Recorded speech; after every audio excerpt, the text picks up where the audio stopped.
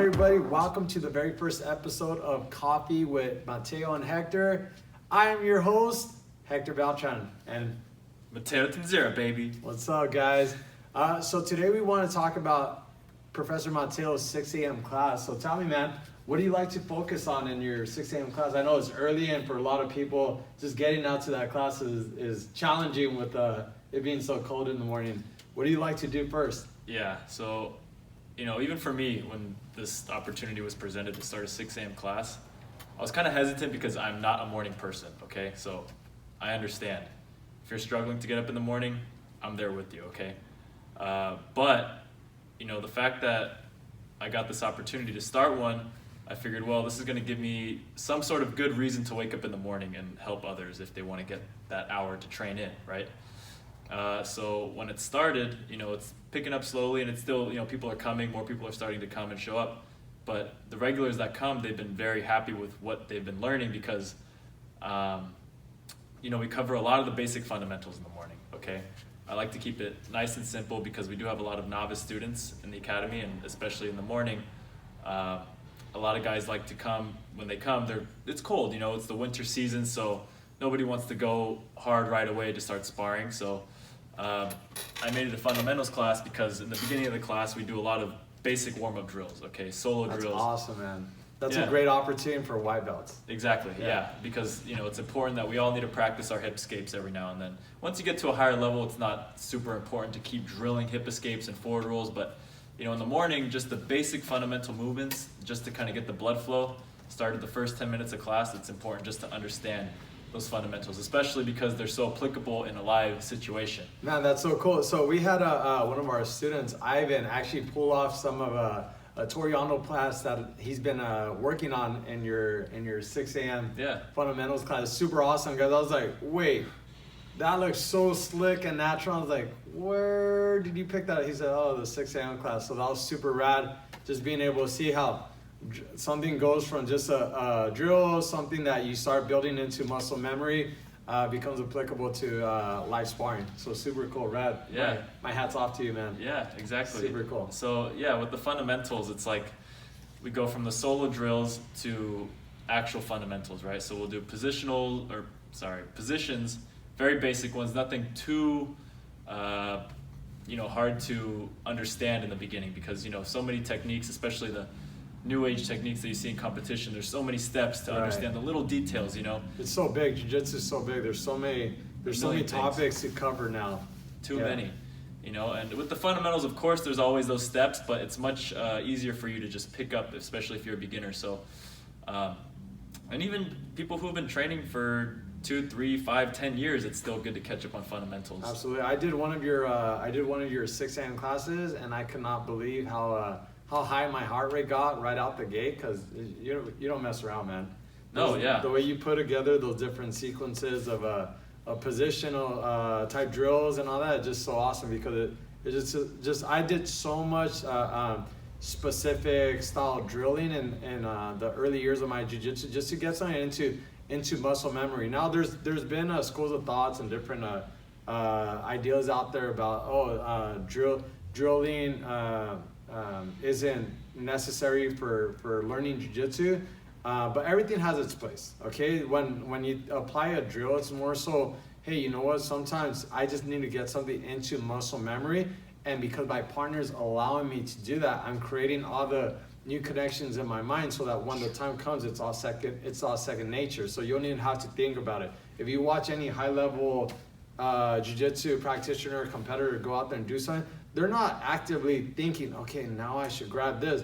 Everything's second nature. It just goes, yeah. Yeah, so that's really where you want to put in all those hours on the mat to get your body used to, hey, when this happens, I go for the underhook. When this happens, I grab the pants here and I throw the legs by it. So that's really what you're building in, and there's no substitute for all that mat time, just building up those connections in your mind. Exactly.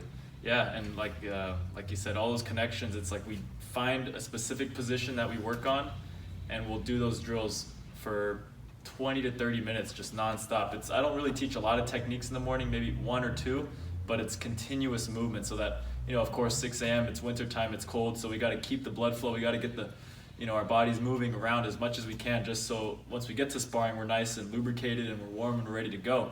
Right.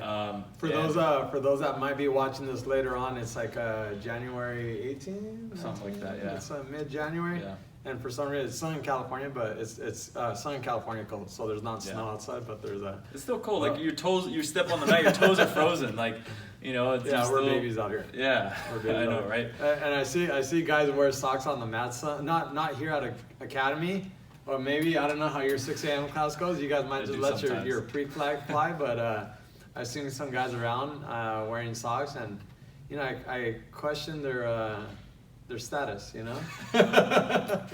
might get a thought about that. What's going on? What's going on?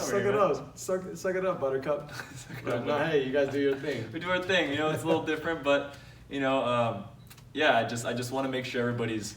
If you got to wear your socks, I'm not gonna tell you not to, but it's cold. It's cold. I wear socks. It's cold. I'm not gonna lie. Yeah, I just don't want to see any booties, anything for like scuba diving or anything out there. We're like, what is this? Nothing too crazy. That's like rated for like -40. Yeah, exactly. What are you doing? Yeah, just regular socks, guys. Regular socks. So, so that's that aspect, and then so after the drills, we get to specific sparring. So, for example, this past 2 or 3 weeks, I've been covering just the turtle position, right? Moving around the person, how to keep control when you're on top, spinning around, taking the back, finishing different chokes from different sides from the back, whatever control that you have, right? So just very basic positions from the same position past couple weeks. And when we get to the sparring, we start in the same position, okay? 2 minutes on top, 2 minutes on bottom, switch, whoever's on top before goes on bottom now. So it's very specific as to what we've been learning, right? That's awesome.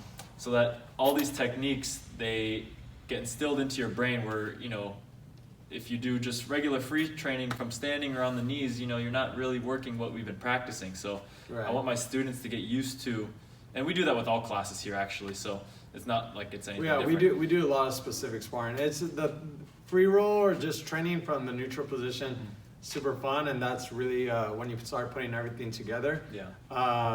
But the way you learn new techniques, new positions, new styles is to immerse yourself in the position that you're trying to learn. And what happens if you start in a space that you're more comfortable or knowledgeable with, you're just always going to revert back to your strong suits. Mm-hmm. So you never really venture outside of it and put yourself in a vulnerable space where you have to adapt and overcome into a new position. And you never lean into those things that we're teaching. Mm-hmm. So that's why specific sparring really has its benefits, because you start from the deep half position and you can't muscle your way out of the deep half position.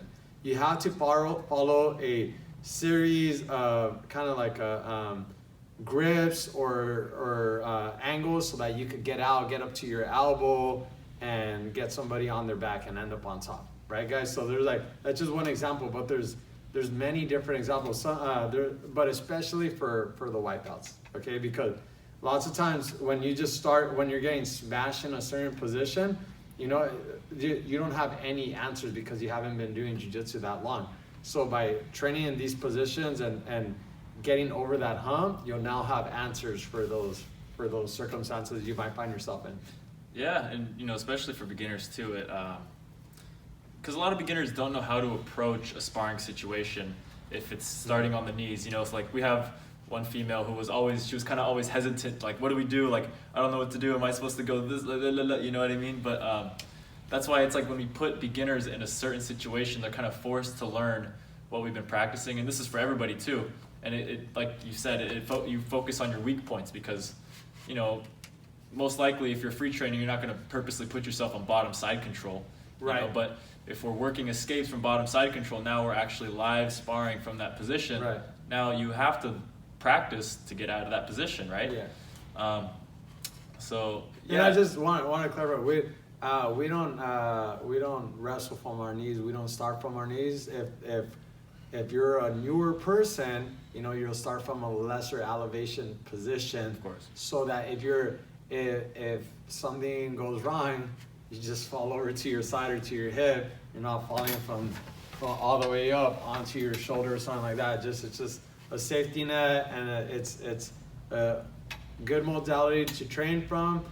Once you get a better understanding of what to do from the feet, and you recognize a certain takedown or something else coming, then you obviously want to go to a standing type of position. But then again, that's not what we're talking about, because that's a neutral free roll type of a scenario as well. Yeah. You know, so yeah, there's different, but yeah, everything that you touched on as far as that was a good example, the side control one, because you have to train your adversity training. I like to call it adversity training. Mm-hmm. If you're in bottom side control, you're facing some major adversity. You're gonna be struggling.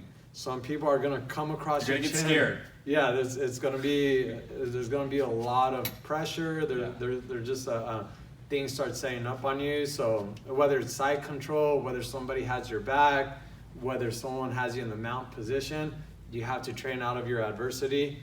So that's where the specific training really pays huge dividends. Especially in competition. And no one wants to put in that work, really. Yeah, so you got to make the students do it, right? Yeah, but it really does pay off. It pays off dividends, like you said, especially like competitions too, or even here, anywhere. If you're training and you put yourself in these bad positions, right. You know, you feel more comfortable once you've been put in these scenarios plenty of times, right. Working the escapes. Okay, you know how to get out of here now. You're comfortable. You know how to revert back to, you know, your guard or whichever position we're in.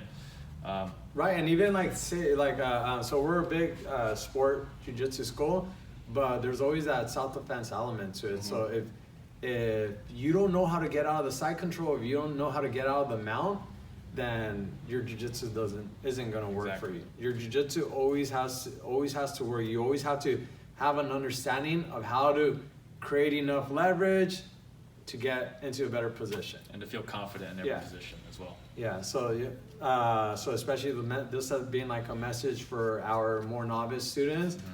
Put in the work, guys. That's something that, even if you just train jiu-jitsu for a couple months or 6 months or something like that, understanding those positions could be something that saves your life. If you ever unfortunately came to a circumstance where you had an altercation and you got into a bad position. So huge, guys. Yeah. Yeah. Nice, man. No, man. Super awesome. So Mateo, do you have any competitions coming up this year? What's 2020 look like for you? This year, there's definitely going to be a lot, but what I'm looking for now, it's January. Nothing in January, but February I got 2. Nice. In California, Fresno and then San Jose is what I'm looking for. Fresno. So yeah, gonna take a little drive for both weekends going up and down. So yeah, just trying to get out as much as I can. And of course, we encourage competition. If you guys are interested, come and train. And then, you know, you can always talk to one of us if you're interested to compete. Like we had one of our students who's only been training for a month and a half and competed yesterday. I think we had two that competed yesterday. They've only been training. They've been training about 6 weeks, both of them, and they just got out there, and man, so amazing to see these guys come out there and really focus, really dedicate themselves to this new path, this new journey that they're on. And yeah, man, you could get out there too. You know, never put these things on a pedestal. I don't ever like the idea of like, oh, like those guys are you know, really good and jiu-jitsu is like super huge and complex, which it is, but everybody else at your level, at the novice white belt level, they're going through the same things. And what better way to fully immerse yourself in the journey? So there's, especially at academy, everybody rolls with everybody. So there's not a white belt class that you'll get stuck in. At academy, once you start training, if you could survive a training on any morning or evening class with us, then you're gonna do just fine in the competition. You know, so and then from there, everything is expectation. So don't have the expectation of being a world champion white belt. You know, you're just getting out there to learn. So the real thing is like, hey, you know what? I get out there, I compete, I learn more, I learn faster. Okay, the more you push and challenge yourself, the more things are gonna start clicking. You know, if you just want to take jiu-jitsu 1 day a week too, that's gonna pay off too, but it's gonna take longer. You know, but if you want to really get after it, then you know what, going for it in the way that these two students just did is an amazing way, because they're just making progress leaps and bounds, like huge. Mm-hmm. So that's a great avenue, and we love supporting all of you guys on your guys' goal and journey towards to get better at jiu-jitsu. So yeah, man. I want to add one more thing for the 6 a.m. class. Yes, sir. Another reason to take a 6 a.m. class. We kind of touched it up in the beginning, but it gives you a reason to wake up, right? Because, you know, like I said, I'm not a morning person, but the fact that I get to come here and help people who want to learn at 6 a.m., like one of our students, Ivan, he's been coming pretty consistently, and, you know, he tells me, man, like, when I come to your 6 a.m. class, I feel so good. I can just go home, shower real quick, and then I have so much energy when I get to work because I got a good workout. Like, and again, I'm not gonna push everyone to go 1,000% to where they're just totally dead after class, because I understand it's early in the morning and I want you to have energy to, you know, focus on the rest of the day, because I know everybody's got to go to work and has obligations. But, you know, I want to push it to where you get your heart rate elevated enough to where you feel good. You know, you feel good, you got something done, and get the blood flowing, and then after you just do what you got to do. Yeah, exactly. So. Awesome, man. Well, great messages. We just want to say a shout out to our coffee sponsors, Portals. Thank you guys so much. You guys have the best beans. And I think that's it, guys. So cheers, bro. Professor Mateo. We'll see you guys next time. See you guys.